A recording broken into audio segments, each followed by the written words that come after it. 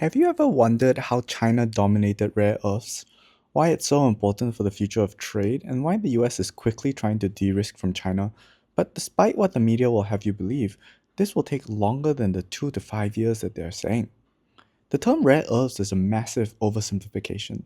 This masks the true strategic choke point, the distinction between light and heavy elements, LRE and HRE. We can use a very simple analogy of wine. Think of light rare earths, neodymium, as accessible Merlot, essential but high volume. Think of heavy rare earths like dysprosium, terbium as specialized wine, irreplaceable for the high-end performance. You're thinking about fighter jets and bombs. China's true monopoly only lies in 60% of the light rare earths, but it holds a nearly 98% control over the global heavy rare earth supply. This is the vital thing. And this is actually a geological phenomenon.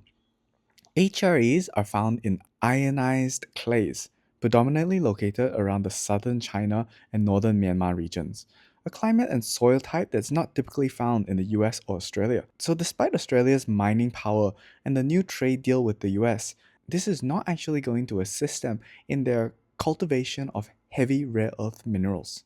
Understanding that heavies are the real prize explains why China's dominance is so difficult to break, leading us to look at how they solidified this control through their policies. China's global dominance was not just a lucky incident, it was sharpened by strategic political consolidation that turned a fragmented industry into a weaponized state tool. Back in 2014, the WTO ruled that China's export quotas and duties were illegal, forcing Beijing to lift these specific trade barriers. Beijing used this legal defense as a mandate to rationalize the entire industry, pivoting from external trade quotas to internal production quotas. So, what does this all mean? The state ordered approximately 300 smaller companies to suspend production or revoke their licenses. By 2021, there were six big China rare earths groups that were formed. As of 2025, the entire sector is now dominated by two state-owned giants, focusing on light materials and the heavy deposits. In April 2025, China introduced strict export controls on these rare earths, requiring exporters to receive specific licenses just to ship any of these. And the most critical is their end use certificate. That basically means that they want to know exactly where each gram of these rare earths will be used. While in June 2025, a deal was restored that allowed civilian manufacturers to access these rare earths, but that only applied to automakers so they could resume production. It explicitly excluded military grade magnets. Beijing has positioned themselves as the permanent gatekeeper of materials essential for advanced industrial process. This creates a huge block for US defense readiness. Modern defense systems are effectively addicted to heavy rare earths, with no viable substitute for the high temperature performance required for combat. Just to understand the sheer scale and dependence on these materials, let's look at the war machine. Heavy rare earths are additives that allow magnets to function at 180 degrees and can withstand heats of up to 300 degrees Celsius.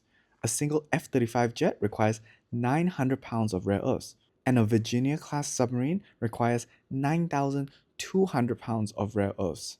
Heavy rare earths are what allow smart bombs to remain small and precise. The volume of material needed for a single jet or submarine highlights the massive mountain the US needs to climb in order to truly achieve independence. But it's not like the US is not trying. Despite spending nearly $500 million since 2020, the US effort to build a domestic supply chain is not working. The US champion, MP Materials, aims for 1,000 tons of magnets annually. That's roughly 0.3% of China's 300,000 ton output. Just a small fraction of what China is outputting, and a very small fraction of what the US demands annually. A $120 million project with Australian partners Linus stalled because the US prioritized America first over their allied partners. So while technical milestones are being met, the road to self-sufficiency remains a marathon, definitely not a sprint. True independence from China's rare earth choke point is a generational project that requires moving past commercial, light rare earth deals. While the DoD targets 2027, experts are saying that this could take 10 to 15 years to be realistic. Recycling can help commercial sectors, but microstructural defects in recycling magnets make them unreliable for the extreme stress of military use. Basically, it just means that recycling will not be suitable for military use.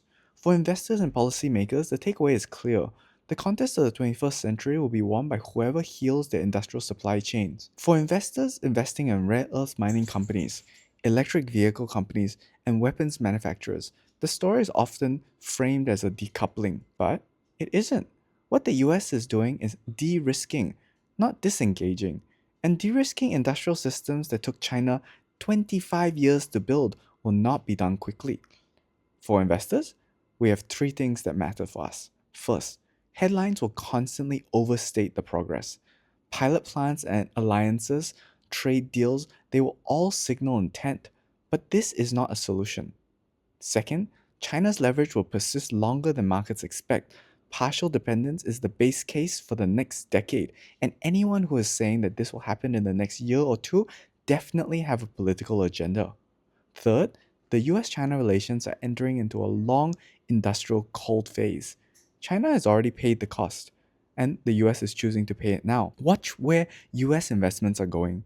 That choice will shape capital allocation, industrial policy, and geopolitics for a generation. If you remember one thing, I hope it's this: China's dominance on rare earths is not a passing thing, it's far more critical than some would like to admit.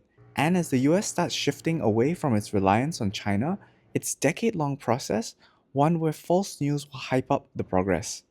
Read the headlines, but remember to zoom out. Anyway, that's what I see from where I'm standing. Let me know what you're seeing from your side.